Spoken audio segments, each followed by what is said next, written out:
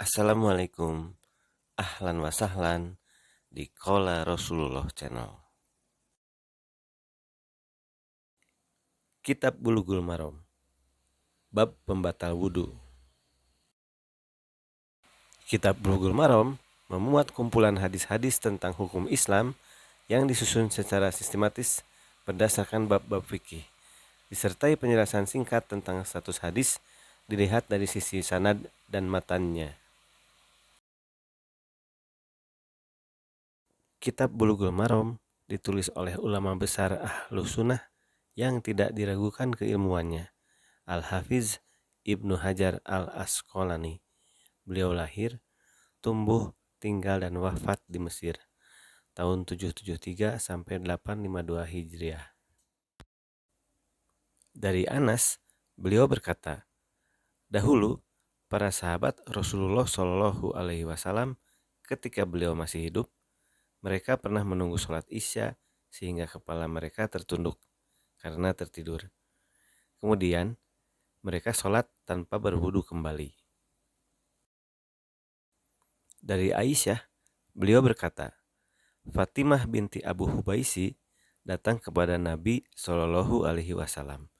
Dia berkata, wahai Rasulullah, aku seorang wanita yang tertimpa istihadah, sehingga aku tidak suci. Maka apakah saya harus meninggalkan sholat? Beliau Shallallahu Alaihi Wasallam menjawab, tidak, karena itu hanyalah darah yang keluar dari pembuluh darah dan bukan haid. Jika masa haidmu tiba, maka tinggalkanlah sholat. Dan jika ia telah berlalu, maka cucilah darah tersebut, kemudian sholatlah. Dan dalam riwayat Al-Bukhari, kemudian berwudulah setiap kali sholat. Dari Ali bin Abi Thalib, beliau berkata, aku adalah seorang lelaki yang sering mengeluarkan mazi. Lalu aku memerintahkan Al-Miqdad untuk bertanya kepada Nabi Shallallahu Alaihi Wasallam. Lalu dia bertanya kepada beliau. Maka beliau bersabda, harus berwudu. Dari Aisyah, bahwa Nabi Shallallahu Alaihi Wasallam pernah mencium salah seorang istrinya, kemudian pergi sholat dan tidak berwudu lagi.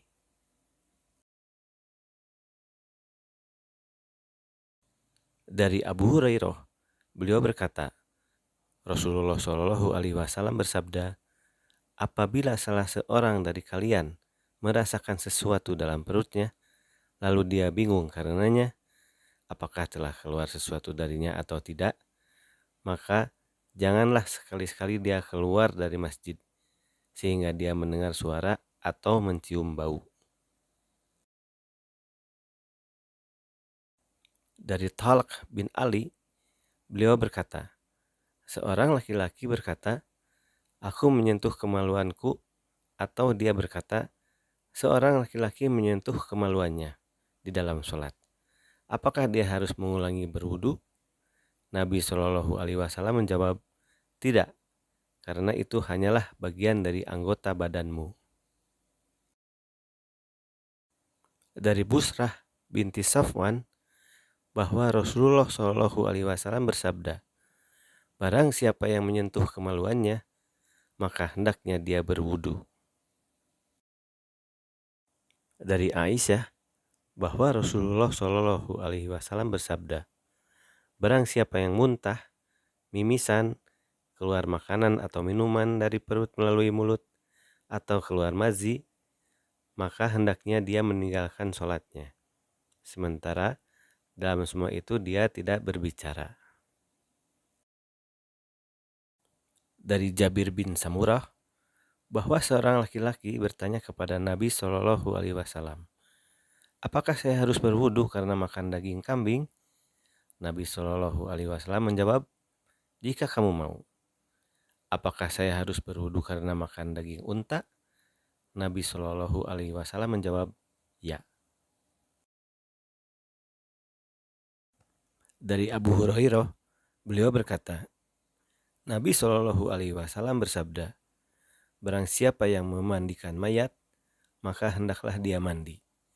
Dan barang siapa yang memikulnya, maka hendaknya dia berwudu. Dari Abdullah bin Abu Bakar, bahwasanya dalam surat yang ditulis oleh Rasulullah Shallallahu Alaihi Wasallam kepada Amr bin Hazm tertulis, hendaknya tidak menyentuh Al-Quran kecuali orang yang telah bersuci.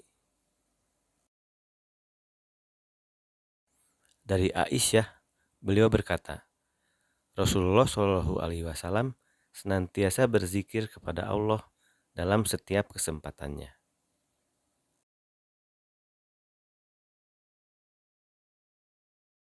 Dari Anas, bahwasanya Nabi Shallallahu Alaihi Wasallam berbekam dan sholat namun tanpa berwudu lagi.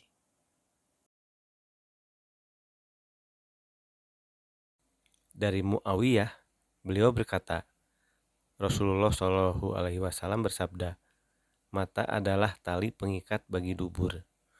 Maka apabila mata tertidur, lepaslah tali pengikat itu. Barang siapa yang tidur, maka hendaklah dia berwudu. Dan juga dalam riwayat Abu Dawud dan Ibnu Abbas secara marfu, wudu itu hanya wajib bagi orang yang tidur dengan berbaring.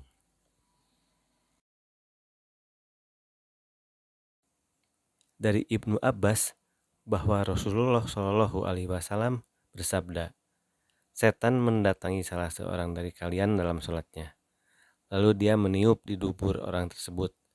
Maka dihayalkan kepadanya bahwa dia telah berhadas, padahal dia tidak berhadas. Apabila dia merasakan hal itu, maka janganlah dia meninggalkan sholatnya, sehingga dia mendengar suara atau mencium bau kentutnya.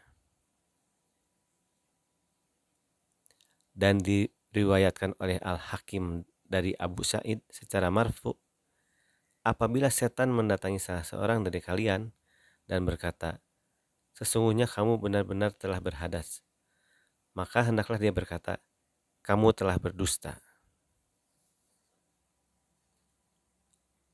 Dan diriwayatkan oleh Ibnu Hibban dengan lafaz, hendaklah dia berkata dalam hatinya,